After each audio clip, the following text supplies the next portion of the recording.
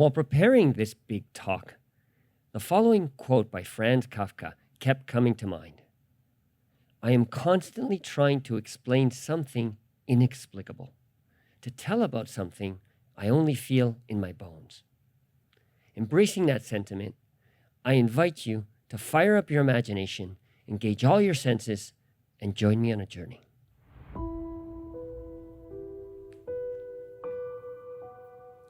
Imagine a small boy, skinny, somewhat awkward, who did not speak a single word until he was 3.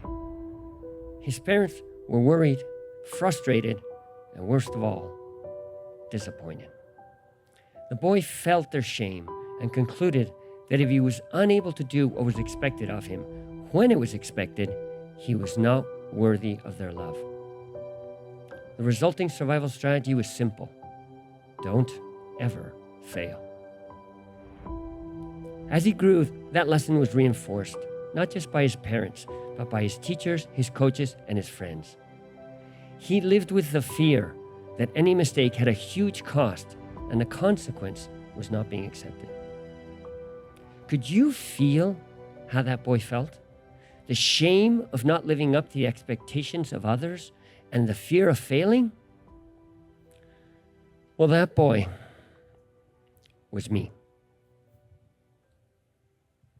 But it could have been any of you, because the truth is, since birth, a deep-seated belief is planted in all our minds that failure should make us feel shame.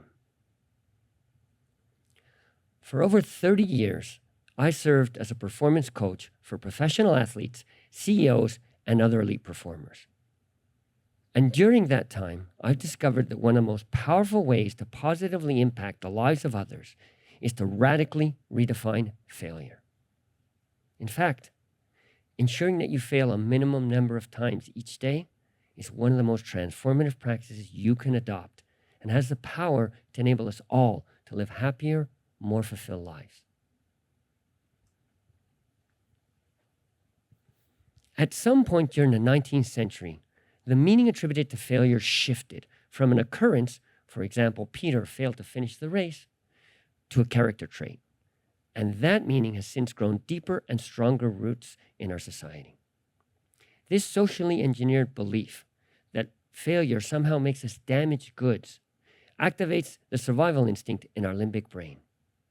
We respond by jumping on the hamster wheel and chasing achievement, looking for tangible proof that we are in fact worthy of being accepted because we win trophies, get that corner office, or accumulate material wealth. Wealth and prestige sound pretty good, right? Well, not really. That's where social programming has tricked us into believing what the band Styx called the grand illusion, leading us to confuse achievement with fulfillment. In other words, we're programmed to chase pleasure and believe we're attaining happiness. But pleasure and happiness are not the same thing, especially at a biochemical level. Let's break that down a bit. The drive to achieve is fueled by the neurotransmitter dopamine. Achievement is about reward and winning, and the pleasure you get is short-lived and visceral.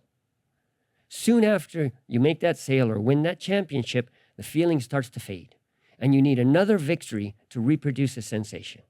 In fact, you need an even bigger hit because excess activation of dopamine receptors leads to decreased sensitivity. Now, if that's something you'd think you might hear in relation to substance abuse, that's because dopamine is the neurochemical of addiction, be it addiction to drugs, to gambling, or to gaining social acceptance.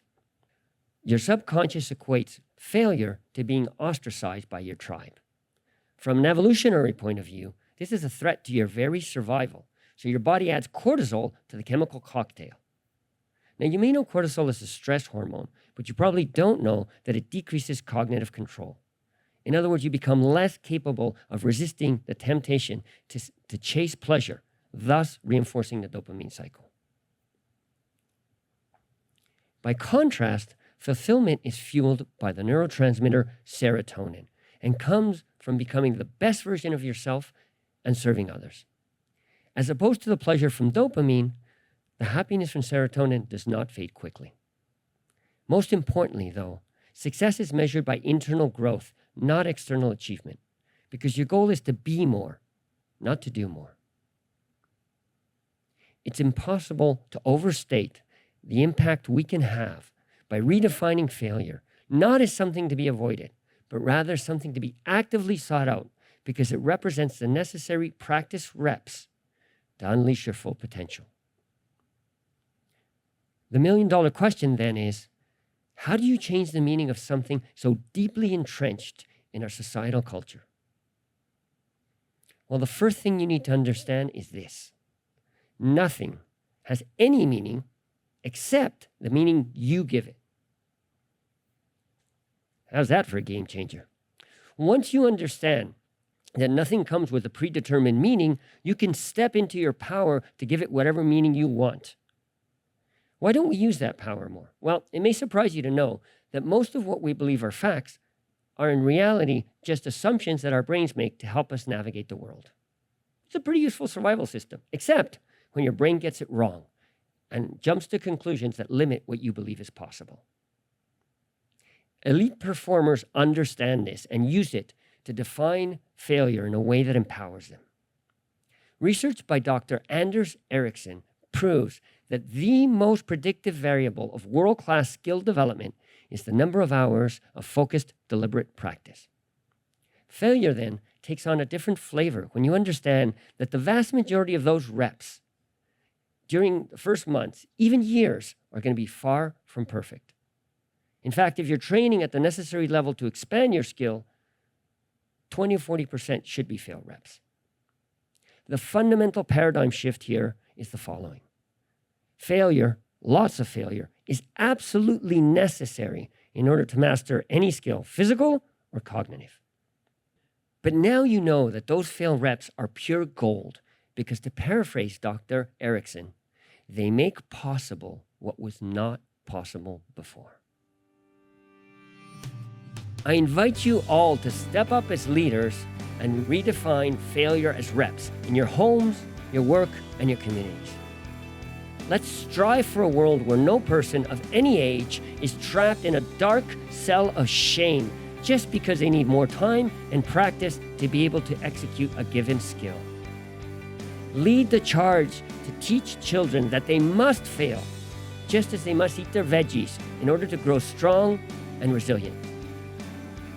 Start up an honor roll of epic failures in your community, where people who passionately and diligently dare to fail are celebrated. How different will the world be when we normalize the mantra, I can't do it yet, but I will get there. I just need more practice reps.